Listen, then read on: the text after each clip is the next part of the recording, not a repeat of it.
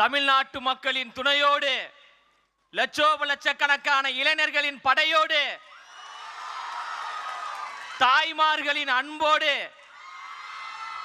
கழக தோழர்களின் ஆதரவோடு கழக பணி செய்வதற்காக, மக்கள் பணி செய்வதற்காக நம்மளை மட்டும் நம்பியே வந்திருக்கின்ற தமிழ்நாட்டினுடைய வருங்கால நாளைய தமிழ்நாட்டினுடைய வருங்கால முதலமைச்சர் தலைவர் தளபதி அவர்களுக்கு வணக்கம்.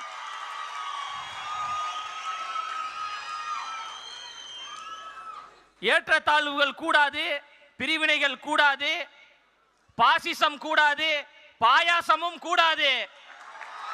நாம் எல்லோரும் சமம், பிறப்புக்கும் எல்லா உயிருக்கும் என்கின்ற சமத்துவ கொள்கைகளை முன்வைத்தும் அந்த கொள்கை கோட்பாடுகளை உள்வாங்கிக் கொண்டும் மதசார்பற்ற சமூக நீதி அரசியலையும் எங்களுடைய கொள்கை தலைவர்களாக இருக்கக்கூடிய பகுத்தறிவு பகலவன் தந்தை பெரியார் அவர்களையும், அறிவு ஆசான் அண்ணல் அம்பேத்கர் அவர்களையும், ஐயா கர்ம வீரர் காமராஜர் அவர்களையும், வீரமங்கை வேலு நாச்சியார் அவர்களையும், மக்கள் சேவகர் அஞ்சலை அம்மாள் அவர்களையும் கொள்கை தலைவர்களாக ஏற்றுக்கொண்டு தமிழ்நாட்டினுடைய அடையாளமாக, தமிழ்நாட்டினுடைய முகமாக, தமிழ்நாட்டினுடைய முகவரியாக இருக்கின்ற கழக தலைவர் அவர்களையும் நம்பித்தான் அரசியல் பயணத்திற்கு, சமூக பணிக்கு நாம் வந்து கொண்டு மிகப்பெரிய ஆலமரமாக இருக்கக்கூடியவர்கள் என்று சொல்லக்கூடியவர்களை நெஞ்சிரத்தோடு எதிர்த்து நாம் களம் செய்து மக்களுக்கு நல்லாட்சியை கொடுப்பதற்கு நாங்கள் தயாராக இருக்கிறோம் என்கின்ற தைரியத்தோடு இருக்கிறோம் என்றால்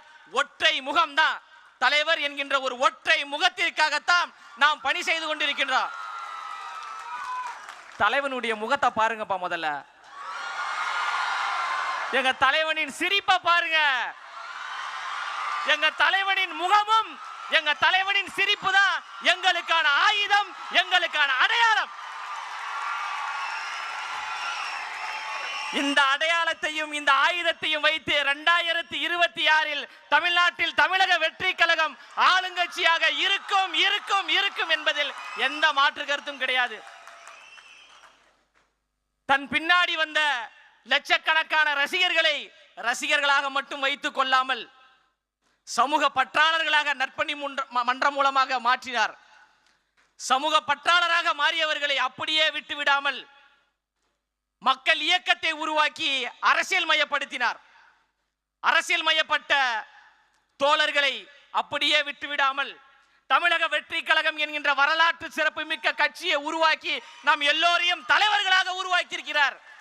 இன்று தலைவர்களாக உருவாகி இருக்கின்ற நீங்கள் நாளை மாமன்ற உறுப்பினர்களாக, சட்டமன்ற உறுப்பினர்களாக, நாடாளுமன்ற உறுப்பினர்களாக உச்சத்தில் வைத்து உங்களுக்கு அழகு பார்ப்பதற்காக எங்களின் அழகு தலைவர் நம்மளை நோக்கி வந்து கொண்டிருக்கிறார். வந்துவிட்டார். மக்களுக்காக சேவை செய்வதற்கு தயாராகிவிட்டார். புரட்சியாளர் அண்ணல் அம்பேத்கர் அவர்கள் சொல்வது போன்றுதான், அதிகாரம் மிக வலிமையானது, அதை அடைந்து விட்டால் எல்லாம் எளிமையானது என்று.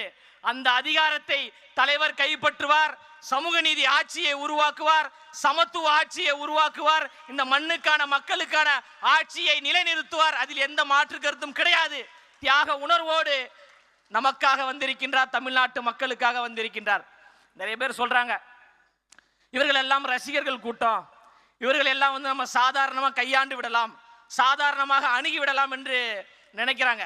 அவர்களுக்கு ஒன்றை மட்டும் நான் சொல்லிக் கொள்கிறேன்.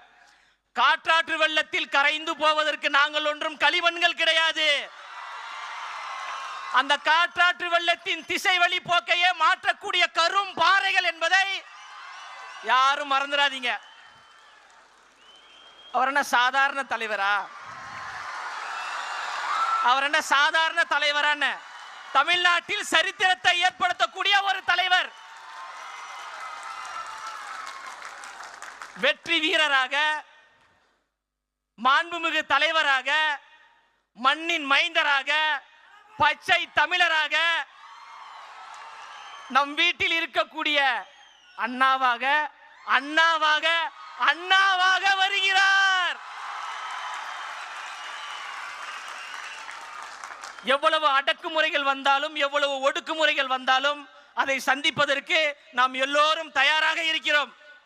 நம் உயிரை கொடுத்தேனும் தலைவரை அந்த அரியணையில் நாம் அமர்த்துவோம் என்பதில் உறுதியாக இருப்போம்.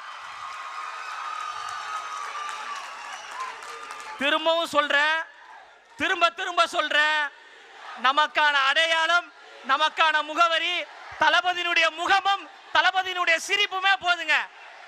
தாய்மார்களுடைய ஆதரவு நமக்கு இருக்கு. அதனால யார் நினைத்தாலும் யார் தடுத்தாலும் தளபதி அவர்கள் சென்ட் ஜார்ஜ் கோட்டைக்கு முதலமைச்சராக செல்வதை எந்த கொம்பாதி கொம்பனாலும் தடுக்க முடியாது. அதற்கு நாம் எல்லோரும் அணிதிரண்டு களப்பணி செய்வோம் என்று கூறி பேச வாய்ப்பளித்த தமிழ்நாட்டினுடைய வருங்கால முதலமைச்சர் தளபதி அவர்களுக்கும், இந்த கழகத்திற்காக நேரம் பார்க்காமல் உழைத்துக் கொண்டிருக்கின்ற கழகத்தினுடைய பொதுச் செயலாளர் அவர்களுக்கும் மனப்பூர்வமான நன்றியை கூறி நிறைவு செய்கிறேன். நன்றி, வணக்கம்.